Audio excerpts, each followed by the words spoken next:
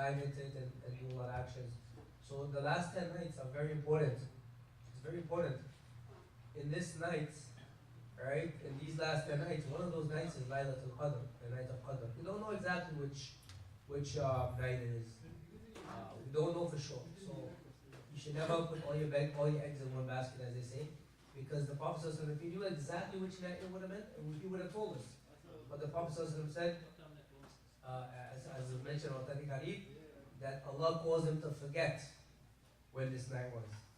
And there's a wisdom behind that. The wisdom is that Allah wants us to strive throughout the last 10, all of the nights, and do a little bit of worship. Strive to seek Laylatul Qadr. He doesn't want us to just pinpoint one night and just spend all that night worshipping Allah and then neglect the other nights. Neglecting the other nights is what is not recommended in the Sharia, and that's why this knowledge was left hidden from us, so that we can strive throughout the nights. But we know that Laylatul Qadr is a night in the last 10 nights, and it's in the month of Ramadan, the last 10 nights of Ramadan. So the Prophet ﷺ, because of that, he used to strive a lot in these last 10 nights to get the goodness that has been prepared for the believers in the night of Qadr. As reported in the hadith, which is a Bukhari Muslim, it says, in Sahih Muslim, and Aisha رضي عنها أن النبي صلى الله عليه وسلم كان يجتهد في العشر الأواخر ما لا يجتهد في غيره. He used to work hard in the last 10 nights, alright? That effort, extra effort and ijtihad, alright? He exerted himself in the last 10 nights, which he didn't exert in the other 20. So even though he strove every night in the month of Ramadan, if you compare the last 10 to the first 20, you find that there's a very clear difference. He exerted himself. And also in hadith, it says that كان النبي صلى الله عليه وسلم إذا دخل العشر شد مئزره. That when the Prophet صلى الله عليه وسلم entered in the last 10, شد مئزره. He tightened his waist belt. And there are two explanations of what does it mean, tighten his waist belt.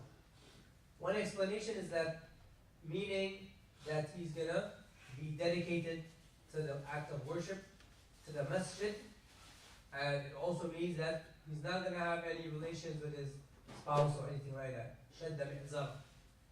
So that's one interpretation. And another interpretation is that it's an action that someone does when they brace themselves to do a lot of work. You know, like when you do some heavy work, you know, you brace yourself, you brace your stomach. Okay, you tie your stomach. Tie your waist, right? Tie your waist. Okay? So these are the two interpretations, but nevertheless we see that the Prophet ﷺ, he dedicated himself for these last 10 nights. He wouldn't focus on anything else but the different acts of worship that he would do. And the Prophet ﷺ did i'tikaf. He would do i'tikaf in the masjid. He would spend all 10 nights and days all in the masjid. We can't do that now. We don't have the facility. You know, we need to have a bathroom and stuff. We don't have the facility for these things. But inshallah in the future, once the masjid is finished, we have a bathroom for the brothers. They have their own bathroom, mashallah ta'ala. And they have a nice facility which they can come and camp out and everything. You know, and you can even bring a little tent. You know, you can bring a tent and have a little tent in one area in the masjid in the back, inshallah. When everyone comes, you just close up the tent, make space for everyone. And you would dedicate that time to be in seclusion. So you would come out, pray, perform salah with the brothers, use the bathroom, do what you have to do. Then you would be back more or less in your little section. Even if you don't stay in a tent, but you stay in that section where you seclude yourself from everyone else.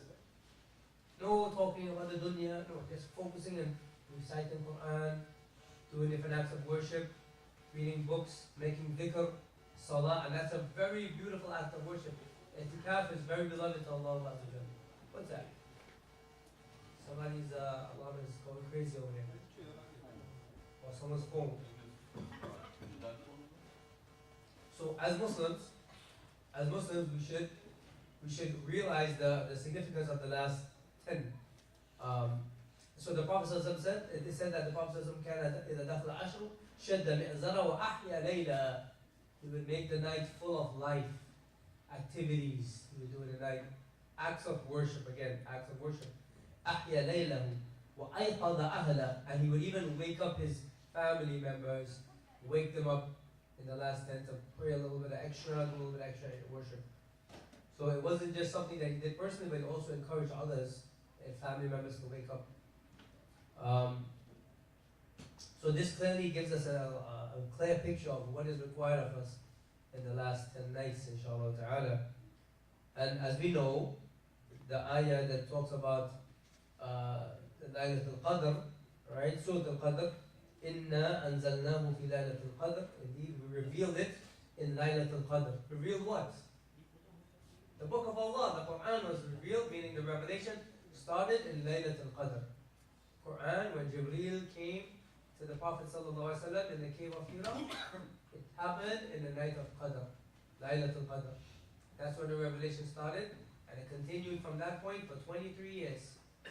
But that's the blessed night when it started. And there's also a hadith that is mentioned that says that all the previous scriptures as well, the previous scriptures, the Injil and so on that was revealed, was also revealed in the night of Qadr. Revelation started in the night of Qadr. Okay? So it is a huge night. Laylatul Qadri khayrun min alf shahr. Right?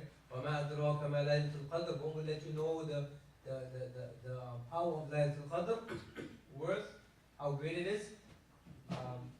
Laylatul Qadri khayrun min alf shahr. It's better than 1,000 months. So think about that. We are miskeen. We are all miskeen in terms of our level of worship, the level of ibadat. We're weak, we stand up for 30 minutes and then our feet hurt, right? That's up here, right? We're very weak. But Allah has given us opportunities, like Laylatul Qadr, that can compensate for all these things. And that is by you striving to do acts of worship. So whatever your plan is, make sure you have a plan that you try to follow. And you know what you're able and what you're capable of, and you try to strive and try to accomplish that. Bi-idhnillahi ta'ala. It's better than 1,000 months. 1,000 months is 87 years of worship. One night, equivalent to 87 years. Most of us may not even live 87. 83? 83 point something? Alright, 83 and something, yeah. Alright, most people, they're not under that. They clock out by the time 60, 70. Some of them go up to 80, right? So this is a huge opportunity. So inshallah ta'ala, we ask Allah to bless us on this in the last 10, that we can perform it in a way that's pleasing to Allah Azza wa Jalla, that He accepts from us. And Allah Azza wa Jalla knows the effort that we make. It's a time to kind of change the schedule a little bit. I know some brothers have to work, some sisters may still be working, so that's fine. But try to fix the schedule so you're doing a little bit extra in the last 10 that you were not doing in the first 20. هذا وصلى الله على نبينا محمد وعلى آله وصحبه أجمعين. جزاكم الله.